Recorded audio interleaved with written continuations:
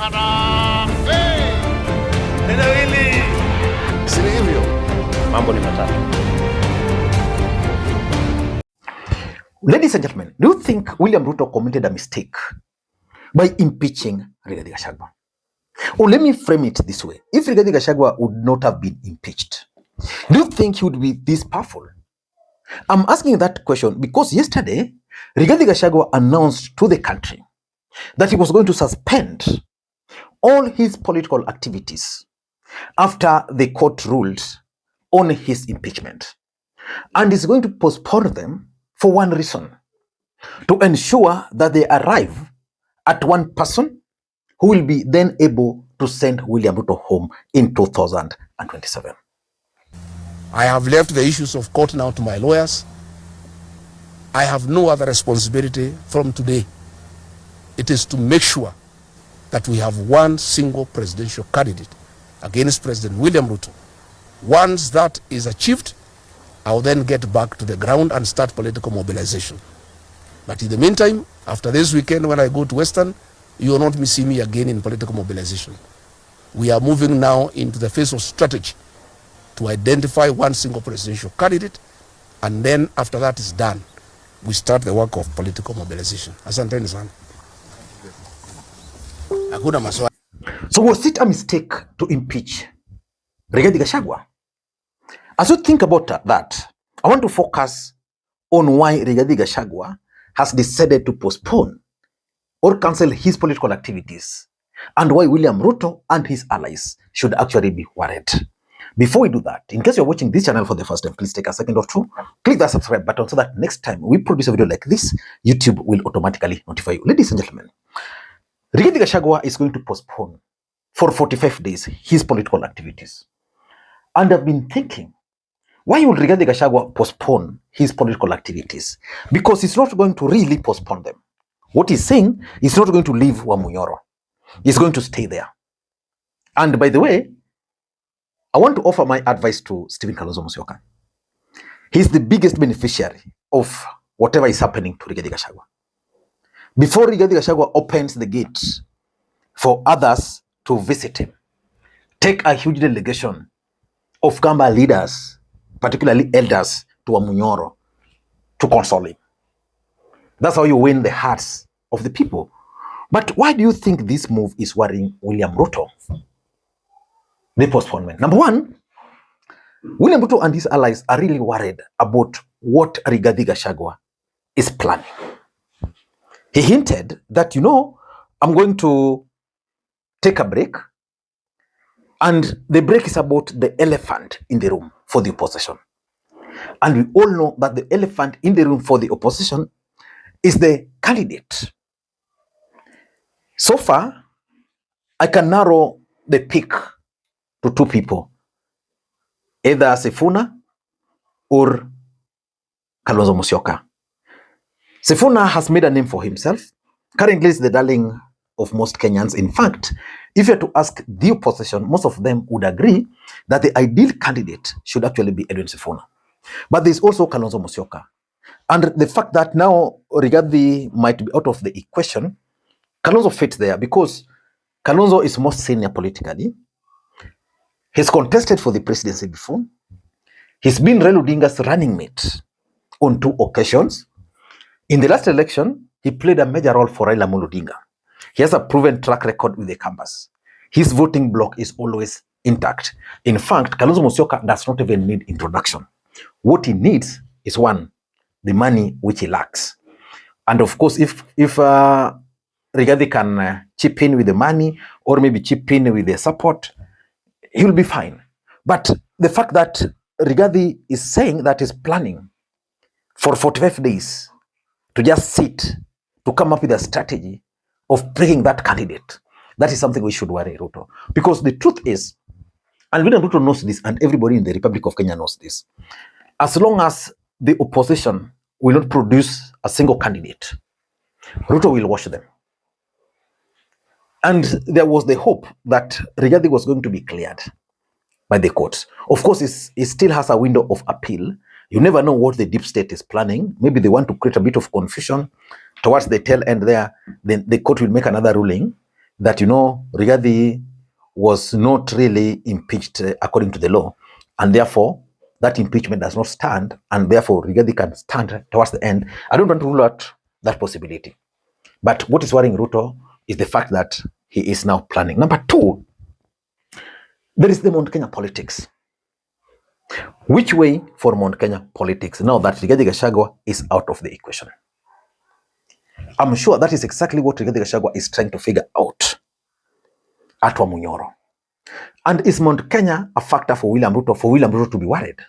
Yes. In the last election, Mount Kenya gave William Ruto the highest number of votes. In fact, over 45% of the votes William Ruto got were from Kenya, from Mount Kenya. Without Mount Kenya, Ruto would not have made it to the presidency. But let us face the reality.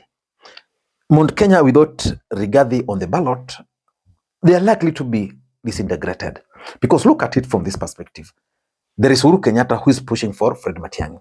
Then there is Rigathi Gachagua who is pushing for Kalonzo Musyoka. And of course, there is also Ndindi Nyoro. And I think Ndindi Nyoro is headed Edwin Sifuna's way.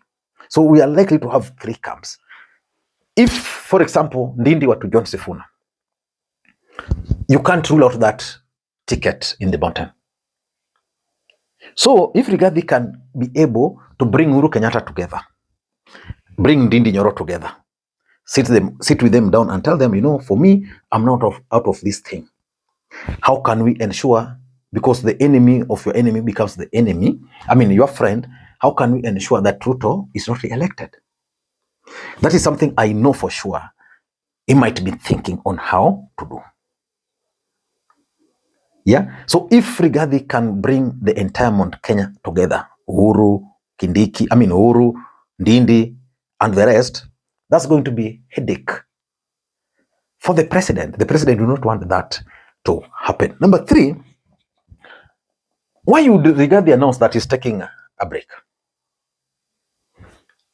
In my view, he's going to work on the appeal, but importantly, the messaging.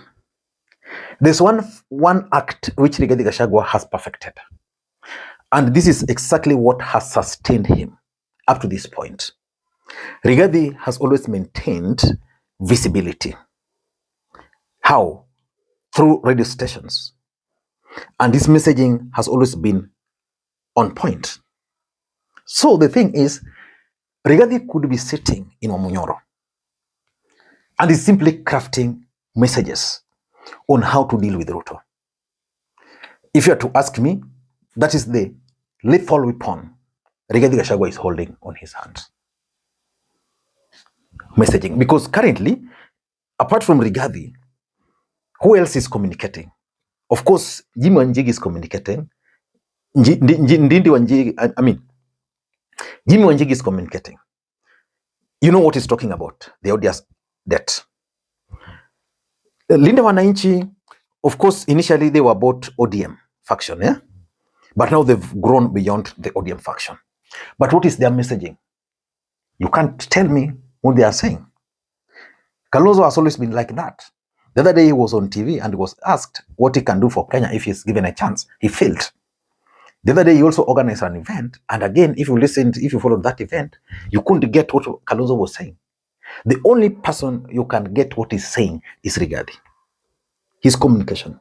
So maybe Rigathi wants to take his time to come up with strategic communications and propaganda against the president. And lastly, Rigathi Gachagua might be coming up with a formula on how to win seats in 2027. Because remember,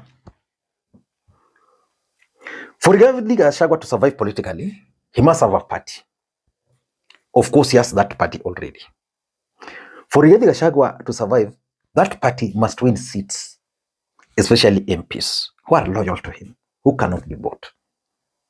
I know the government will try to infiltrate, but he must have MPs who are loyal to him. He must have governors and senators who are loyal to him. That's the only sure way he can be shielded. And the mountain has the highest number of parliamentary seats. In fact, in Mount Kenya, you are sure they can win in Lamu, they can win Nakuru, they can win the mountain. If you add those, the number is huge. So Rigathi must come up with a formula, and this is what is holding him up. What he will be, and this is what will be holding up, and this is what is going to do during this period. How can he win seats? Because these seats are going to be important. If there's need to frustrate William Ruto, even if he is re-elected, his MPs will be able to do it.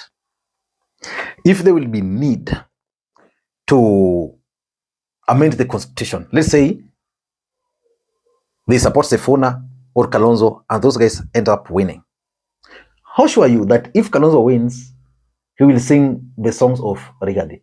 It's not guaranteed. In fact, the two, Sifuna and Kalonzo, would fear Rigathi more than Ruto. So the first thing, if they were to win, to clip the wings of Rigathi. So how do you do that? You must ensure that you have enough MPs, and that's what is crafting. Ladies and gentlemen, I don't know what you think. Until next time, this is the Makwiny Paper.